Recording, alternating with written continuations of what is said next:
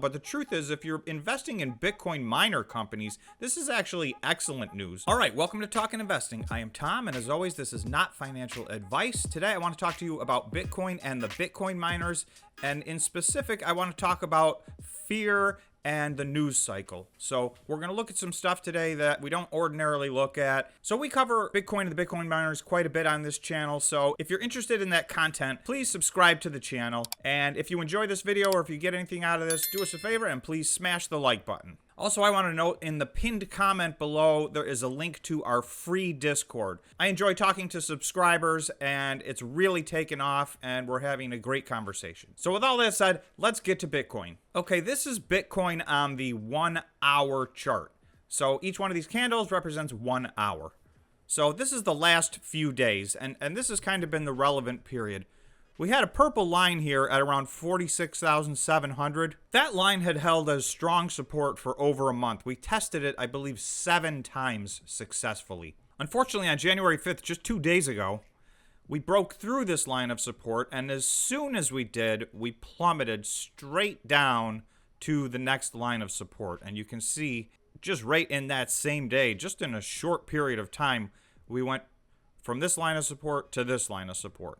Well, this seemed to be holding up. We tested this once and then twice, and then, we lingered around this line for about another day until yesterday at about 10 o'clock at night, this line of support broke. So we broke below this. We retested this for about 5 hours in the middle of the night last night, and this line of support has now turned into a line of resistance. These 5 hours, it just could not close a candle above there, and it could not break through. So we saw a little bit of a sell-off starting at around 8 o'clock this morning. We had a pretty violent sell-off of over $1,000 in just a few minutes. And since then, we've been kind of up and down and up and down.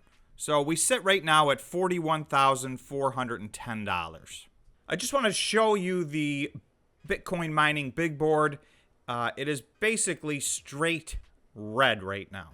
So I'm not going to go through it line by line, and one of the reasons for that is, had I done this video an hour and a half ago, this board would have been completely green.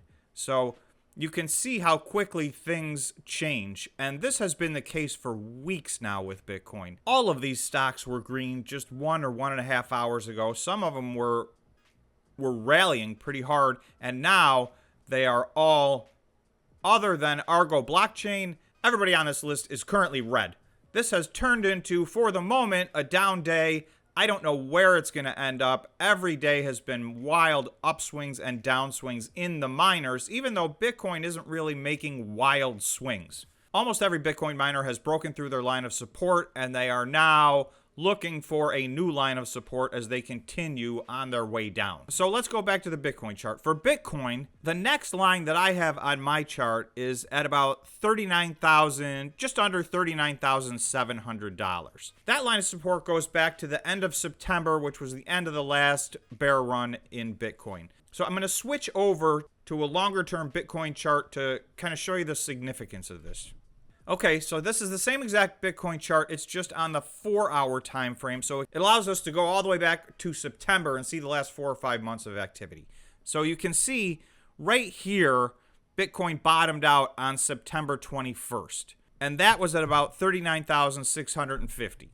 So we have not yet gotten down to that. And you'll see when we look at the big picture, all that space, we're actually halfway there past this line of support. So to me, this is very much on the table. However, if we break below this line, then for the first time in a long time, on a big picture standpoint, we will be setting a new lower low. So we really don't want to do that. Having said that, the downward pressure for the last 2 weeks on Bitcoin has been tremendous. So I will not be surprised if we at least test this line. I also won't be surprised if we break this line, which takes us to our next line of support, which goes all the way back to the beginning of August. That was at around $37,200 or $37,300. This is our new floor. I do believe that it is possible we can go down and test both of these lines of support.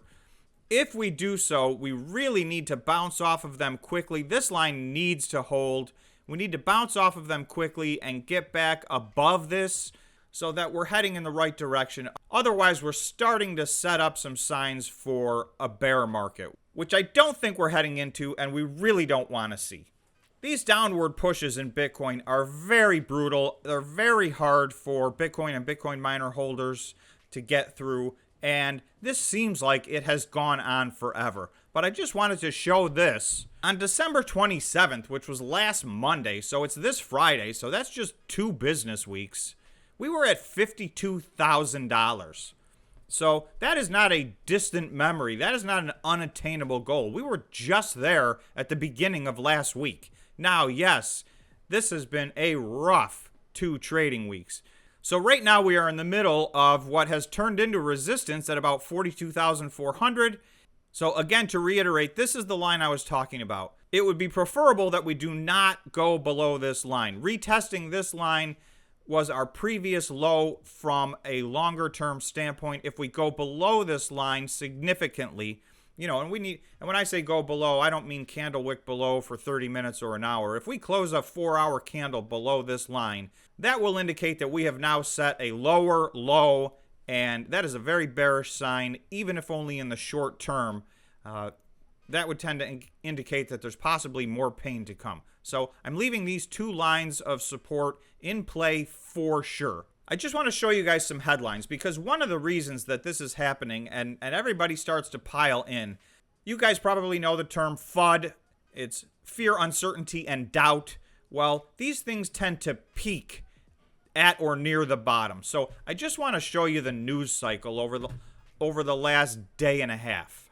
Market wrap. Bitcoin sentiment turns extremely bearish. Indicator shows max fear among the cryptocurrency traders, and then a giant picture of a bear. So obviously that's some fear, uncertainty, and doubt that's getting spread right there.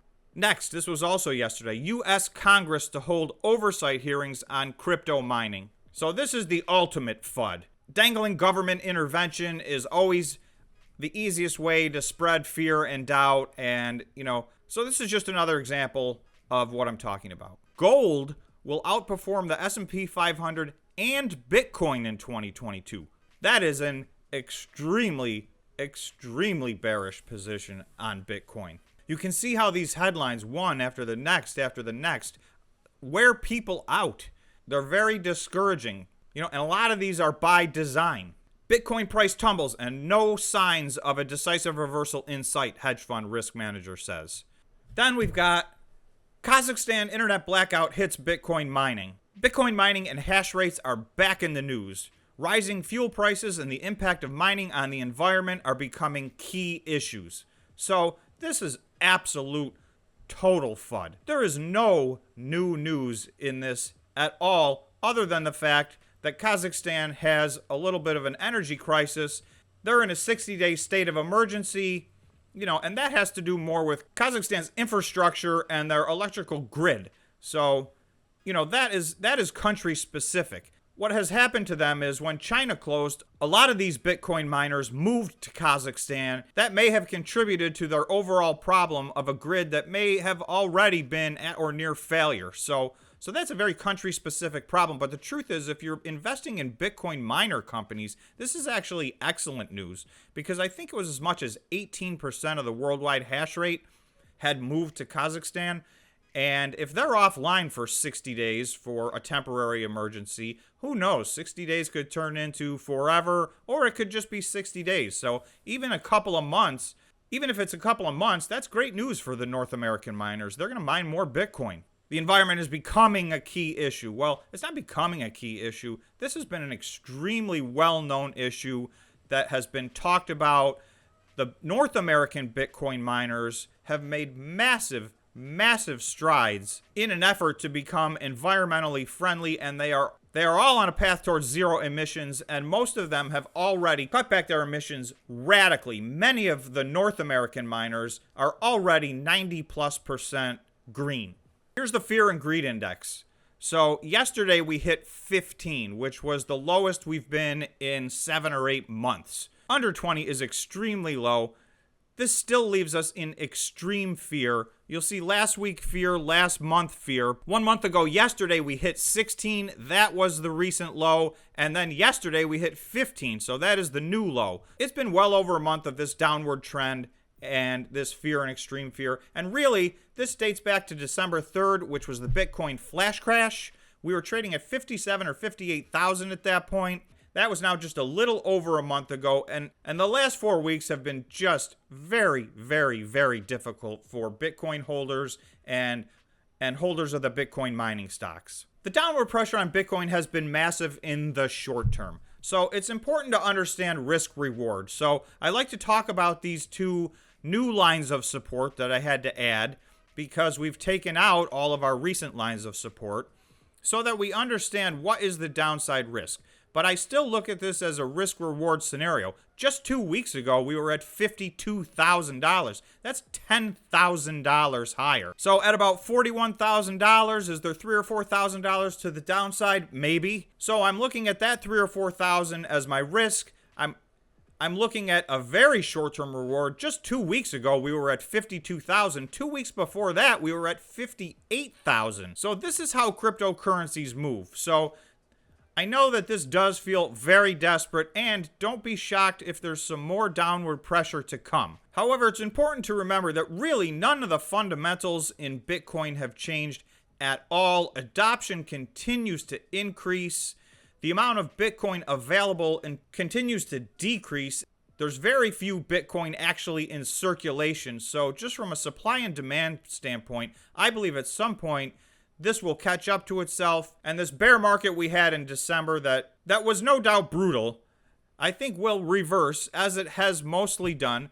So if you remember, a few days ago we zoomed out to show this is how Bitcoin works. The yellow are bear runs, the green are bull runs, so every yellow is followed by a pretty strong upside, and you'll see that's the whole year. We go from yellow to green to yellow to green. Well, right now, we are in this very strong yellow period, and I compared this to this period earlier in the year, which was May, June, and July. So I feel like we're kind of revisiting this right here. So when I look at risk reward, even if I just zoom out a little bit, now the reward side, back on November 9th, which was less than 2 months ago, Bitcoin was trading at an all-time high of 69,000. So I believe a short-term price target of 52,000, a medium-term price target of 69,000 are both extremely reasonable. Having said that, we could endure more pain before that happens. We have 2 lines of support that I've put on here that I think we should pay close attention to. So, it may be a while before we get our payoff here, and they may put us through some more pain. But I hope that people are not selling low. I can't tell you guys what to do. You know what your own risk tolerance is. So this is not financial advice. It is just my opinion that when we look at the 1-year chart over the course of the last year, if you had sold at the low, it would have been a giant mistake every single time. So you never know. We don't know what comes next. But for me, that's the risk reward that I'm looking at. And I know this continues to be brutal. It's very frustrating. But I will let you know, I have not sold any of my Bitcoin mining stocks. And I have been averaging in, albeit at a little bit slower rate than I was. But I do remain long-term bullish on Bitcoin, as I believe do most people. We are in a moment of FUD and fear and panic. And we just got to get through this, and hopefully we can get to the other side. So best of luck to everybody, and I will see you in the next video.